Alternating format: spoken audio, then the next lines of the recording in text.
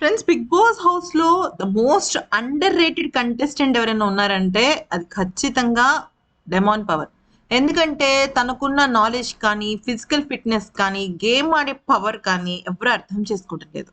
అయితే ఏదో తను కెప్టెన్ అయిన వారం తప్ప ఇక్కడ కూడా తనకి రావాల్సిన అప్రిసియేషన్ రాలేదు ఖచ్చితంగా. దానికి కారణం తను రితుతో పెట్టుకున్న లింక్స్ అని మనందరికీ తెలిసిందే. ఎందుకంటే రితుతో తను పెట్టుకున్న బాండింగ్స్ వల్ల తను బ్యాడ్ అవుతున్నాడు.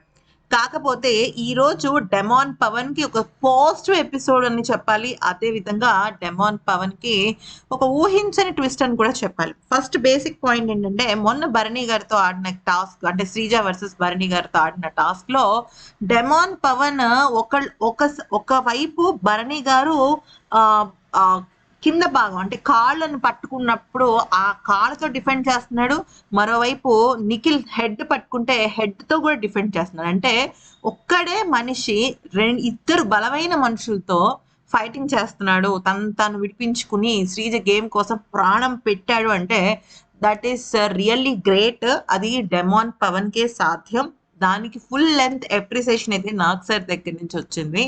సెకండ్ పాయింట్ ఏంటి అంటే అదే Nag sir demon Pavan behaviour నాకు నచ్చలేదు. ఎందుకంటే రితుని బెడ్ పైన పడేసేసి, సో అంటే యాక్చువల్లీ తను కావాలని బెడ్ పైన అయితే పడేలేదు. కానీ అక్కడ రితు కూడా డెమాన్ పవన్ ని చాలా కంటిన్యూస్ గా పోక్ చేస్తోంది. నువ్వు నాకు హెల్ప్ చేయలేదు. ఆల్మోస్ట్ వీక్ అంతా కూడా వీళ్ళిద్దరు గొడవలు విని విని విని విని మనకి ఆడియన్స్ గా మనకి చుట్టూడిపోయింది. కానీ వీళ్ళిద్దరికి మాత్రం తనివి తీరలేదే అన్నట్టుగానే గొడవలు పెట్టుకుంటున్నారు. సో ఈ క్రమంలో నువ్వు ఎంతైనా డిస్కస్ చేయి, ఎంతైనా ఆర్గ్యుమెంట్ చేయి, కానీ రితున్ అలా బెడ్ మీద పడేయడం కరెక్ట్ కాదు. అది మ్యాన్ హ్యాండ్లింగ్ వద్దు అని చెప్పేసి చాలా స్ట్రాంగ్ వార్నింగ్ అయితే నాకు సార్ ఇవ్వటం జరిగింది. నీకు ఇది ఎల్లో కార్డ్ గా కూడా ఇస్తాను అని చెప్పడం జరిగిందంట. చూద్దాం మరి ఏం జరుగుతుంది అనేది. నాకు తెలిసి డెమాన్ అయితే ఖచ్చితంగా దీన్ని సరిదిద్దుకుంటాడు. అసలు ఆ రితు అండ్ డెమాన్ పవన్ తోసే విషయంలో డెమాన్ పవన్ తప్పైతే లేదు. కానీ యాక్సిడెంటల్ గా జరిగింది.